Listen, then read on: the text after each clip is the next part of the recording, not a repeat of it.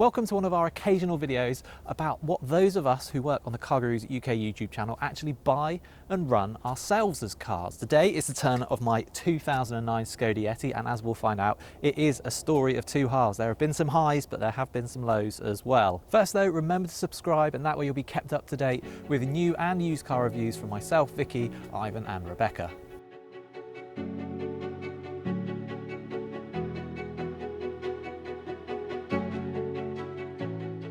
So why a Skoda Yeti? Well, about 18 months ago I decided it was time to mix things up with the family's cars. At the time we had a BMW i3 range extender, which was where most of our car budget was tied up, and we had a cheaper Audi A2, which was kind of a modern classic that I felt had done all of its depreciating. Now we love both of those cars, but as my kids were getting older they were cycling more and more, and neither an A2 or an i3 is ideal for taking 4 people and 4 bikes. So what I did then is I took a roll of the dice and I swapped both cars. Now I still wanted a modern classic, but this time I spent the majority of the budget on that, and I now own a Porsche 996. Yes, you can see a video about that by clicking up there. And then for the family car, I bought this. Specifically, it's a 2009 model in SE trim. Power comes from a 1.8 litre turbocharged 4-cylinder petrol engine. It has a manual gearbox and it's all-wheel drive. So why did I choose this engine? Well, there are actually quite a few reasons not to choose it, which I will dive into. But the reason I did choose it, actually, I blame Evo magazine, because I remember Evo having one of these as a long-term when the Yeti first came out, and they really rated it as a bit of a performance Q car. Now I'll talk about that a bit more when we're out on the road, but what about the reasons not to choose the 1.8 turbo petrol? Well, it's quite thirsty. On a run you can get between 35 and 40 miles per gallon, but around town it's more like 25 miles per gallon, which does sting a bit, especially after you've been running an i3 for 18 months. Emissions also mean that it's not cheap to tax. I think I paid about £330 for the last year of tax on this, which is again around £330 more than I paid for the i3. Both these pale into insignificance compared with this engine's other possible downfall, its reliability. Specifically, there are some reports online of this engine using quite a lot of oil as it gets older. And as such, when I was looking for one of these, I made sure to find one that had a full service history, that the mileage wasn't too high, it done about 60,000 miles when I bought it, and that had a spotless MOT record. I'm a bit of a stickler for that. And as well as looking for a car that had a fair price on CarGurus, I wanted one that came from a top-rated dealer, just in case any problems did come up, I would have the reassurance that they would be sorted out. Things started well enough with the test drive showing a car that felt tight and pulled strongly through the gears. However, it soon became apparent that it was using a lot of oil. So I contacted the dealer and they agreed to take the car in and run a 500-mile oil consumption test. Halfway through that test, the cylinders lost compression and the engine died. Now the dealer was incredible. They fitted a reconditioned engine under warranty, and I have nothing but praise for them. Unfortunately, it hasn't quite been the end of the Yeti's reliability woes. So since then I've had an air conditioning pipe split, so I've had to fit a new pipe and have it regassed. A front anti-roll bar drop link failed and needed replacing, and then just last week one of the springs on the front sheared as well, so I had to get 2 new front springs. I've also put on some new Michelin Cross Climate tyres, knowing how useful all-season tyres can be. And so yes, the bills have added up, and our Yeti is starting to feel a bit like Trigger's broom. Despite all those issues, I do still really like this Yeti, so let's talk about some of the good things about it. Now first of all, I'm going to get a load of flack for this, but I like the design of these things. I think this squared off rear here and the chunky dimensions, there's almost something a little bit Land Rover Defender-like about it. Now, as I say, go easy on me in the comments on that one. Also, I've got my bike rack, so I put a tow bar on and I bought this Thule compact bike rack. So it's compact because you can squeeze it up a bit and it fits in the boot, but you can fit 3 bikes on this version, and I've actually bought the adapter so you can fit 4 on. It's fantastic. It's really sturdy, really quick and easy to load, and because it sits behind the car, not on top of it, the bikes are in the slipstream, so it doesn't kill your fuel economy on a long run. Also, it's just neat touches like this so you can still access the boot. Continuing with practicality, the boot is a good size, even with the spare wheel under the floor. I like the flat loading lip, and the tricks you can play with the rear seats are great. Not only do they fold flat, but you can also topple them forward or even remove them completely to give a huge load bay.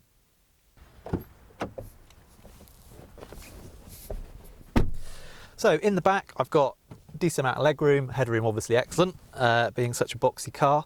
Another useful touch is that these outer seats slide and the backrests also recline as well. So For a family of 4, these are actually really good features. So for example, if we're doing a trip away, I will tend to slide these back seats forward so the kids have a little bit less legroom, but they don't mind. The boot is therefore a bit bigger, and also I will remove this middle seat entirely. I won't do it now, but you do that and undo a couple of hooks under there and it comes out, and then we have room for a couple more bags. There's also big door bins down here, which are good for water bottles, and you can stuff some sort of tablet or device in there for the kids to keep them quiet.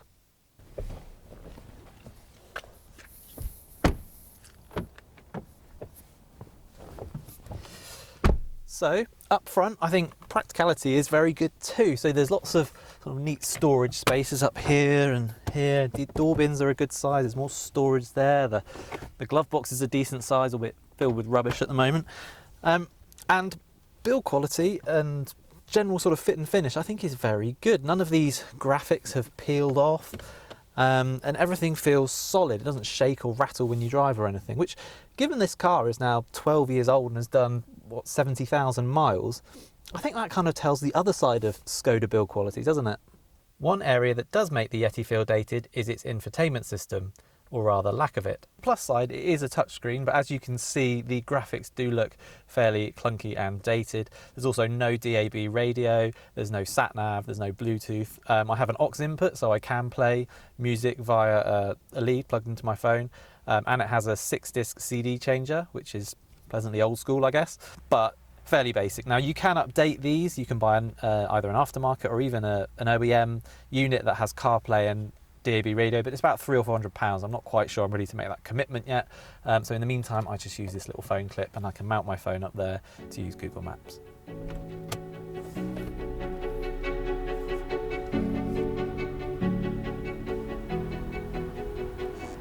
So we already know this 1.8 turbo petrol engine is pretty thirsty, but the plus side of that is that it actually copes very well, even when the car is fully loaded and has all the bikes on the back and things. In fact, more than that, I would say it's really quite good fun. It's the same engine, I'm pretty sure, that was used in the Mark IV Golf GTI, so it does have some performance pedigree, as much performance pedigree as you could say the Mark IV Golf GTI had. It wasn't their finest work. However, this car will do 0 to 62 in 8.4 seconds. It has 160 horsepower. That doesn't sound like loads, but it also has 184 pound-foot of torque. And that's really what defines this engine. It's got good flexibility in the mid-range, it feels keen, and it pulls pretty strongly. The 6-speed manual gearbox is nice and precise, and actually the control weights across the pedals are really harmonious as well. That's not the sort of thing you expect to hear about a family crossover, is it? But in the Yeti, I think it really does apply. The ride and handling are a pleasant surprise too. It does a good job, this Yeti, of absorbing bumps and potholes in the road, and yet it's also not too wallow in, it doesn't roll around too much. In fact, I think the body resists lean in corners really well, and the suspension is also very good at absorbing mid-corner bumps, so you don't feel like you're getting deflected off course, which in turn allows you to carry speed. In fact, in terms of damping, I think this Yeti puts a lot of more modern machinery to shame. The steering is well weighted and accurate, and the car changes direction keenly. The four-wheel drive, meanwhile, gives you great traction in tricky conditions, as well as lots of grip. So like any good crossover, it does all the practical things like interior space and visibility, and it had a very good safety rating back in the day. But what the Yeti does differently is it drives well. Like I said, the damping's really good, and this engine, the performance is strong, and the gearbox is good, and the steering's good. So it's a decent driver's car, and it's that combination, the practicality with the decent driver's car, that I was looking for, and that is what I love about this Yeti. What I'm toying with now is whether to have the ECU remapped to get something close to 200 horsepower, because then this Yeti really would be quite something. To do so would cost about £500. So what I need to do is decide whether it's worth putting more money into this car to improve the performance. It does go all right now, but it really would fly, I think, with a remap, or whether that's just not really worth the investment. I'd be interested to know what you think. Let us know in the comments. And then the other thing I'm thinking about with this car is whether to take it off-roading. I remember doing the press launch of this car when it was new and taking in a four-wheel drive Yeti off-road and being amazed at how good it was. And with this being the first 4x4 that I've owned that could go off-road, just kind of tempted to give it a try.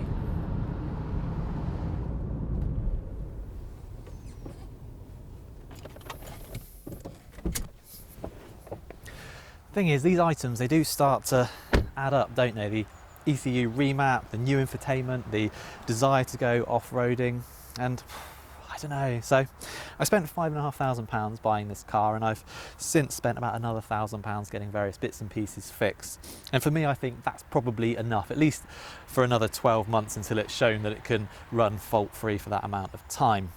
In the meantime, I have a very practical car, a car that is surprisingly good to drive. And let's face it, if it breaks down again, well, at least I've got backup now. See you next time. Don't forget to subscribe.